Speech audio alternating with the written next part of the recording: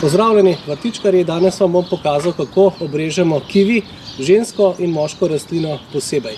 Na ženski rastlini izrežemo v celoti tiste poganjke, ki so lansko leto rodili. Te izrežemo pri osnovi v celoti. Režemo tudi na čep. Na čep režemo lanskoletne poganjke in sicer tako, da pustimo na tistih krajih, ki so bolj mrzli, kjer obstaja nevarnost, da nam les pozebe, izrežemo tako, da prikrajšamo na 3 brste. Iz čepov nam bodo pognali novi poganjki. V tekočem letu rečemo jim šparoni, te bodo rodni. Na šparon, se pravi tisti poganjki, ki so pa lansko leto pognali iz čepov, jih pa pustimo in samo odkrajšamo les, ki ga ne rabimo, tako dobimo rodni les, ki mu rečemo šparon. Te šparoni bodo v letošnjem letu rodni. No, pri kiviju odstranimo tudi starejši les, ki ne rodi več, ki ne služi več. Ta star les, ki je starejši od 5 let, pa izrežemo v celoti. Tako, v celoti izrežemo poganjke, ki so lansko leto rodili, se pravi, to so bili lanski šparoni.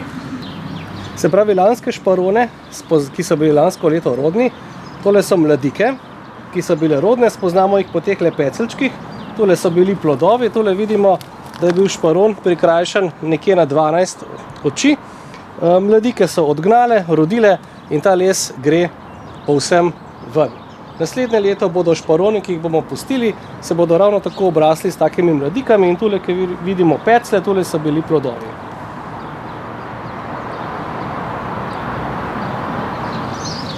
Tako, ostal nam je še res na šparone. Kaj je šparon? Šparon je en lanskoletni poganjek, ki izrašča na 2-letnem lesu. Šparonov naj bo na eni rastlini kivija približno 11 ali pa 12. Šparon režemo enostavno tako, da tale poganjek, starejši les, prikrajšamo tule, temu rečemo res na šparon in na temle šparonu, ta šparon se bo letos obrastel iz tehle oči z mladikami in ta poganjek na 2-letnem lesu je in bo roden. Šparone lahko tudi nekoliko upognemo in privežemo v vodoravni položaj. Ponavadi pustimo 12 oči, lahko ga prikrajšamo tudi zdaj, se pravi nekje tule, v teh 12 očes in tu na tem lesu pričakujemo pridelek. No, tule vidimo spet poganjek z mladikami, z ostanki pecljev, ki je rodil lansko leto. Tule vidimo šparon za letošnje leto in tole bomo izrezali in tega le prikrajšali na čep, na 3 brste. Tale gre povsem stran in tako tukaj dobimo čep, tule pa šparon, ki bo roden. Takole na čep izrežemo lanskoletni poganjek, kjer bomo v letošnjem letu dobili šparon. V tistih krajih, ki so nekoliko bolj hladni, pustimo namesto 1 ali 2, režemo kar na 3 brste oziroma 3 očesa. To pa zato, če bi nam slučajno v spomladanskem času, če bi nas presenetil mraz, da imamo 2 očesa ali pa 3 nekje na rezervi. To v zavetnih krajih ni nujno, priporočljivo pa je tam, kjer so lege odprte in bolj mrzle. No, ostal nam je še en ukrep, to je izrezovanje starejšega izrojenega lesa. Tak les tudi pri predpomladanski rezi, se pravi februarja, izrežemo v celoti.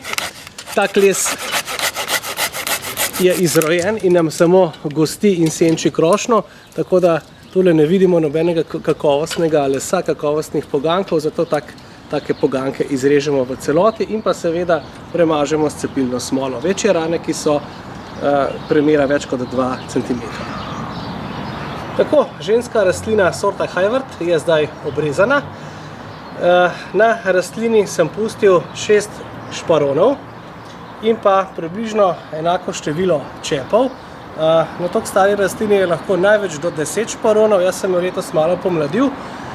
Pustimo približno enako število šparonov, ki bodo letos rodni, in pa enako število čepov, ki bodo služili za rodni les v naslednjem letu. Vse ostalo iz rastline odstranimo, držimo se pravila, da v notranjosti puščamo nekako v nekem pravilnem razmerju, enakem razmerju čepe in šparone, tako da nam ne bo rodnost ušla na obod krošnje oziroma pač ven iz samega sistema kordonov, temu rečemo kordon, na katerem izmenjujemo čepe in šparone vsako leto pred pomladjo.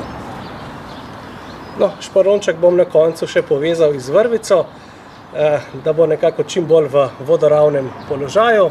Če so vam nasveti na Zelenem svetu všeč, vas vabim, da se prijavite na redne tedenske novice, tako boste redno obveščeni o vseh aktualnih vrtnih opravilih.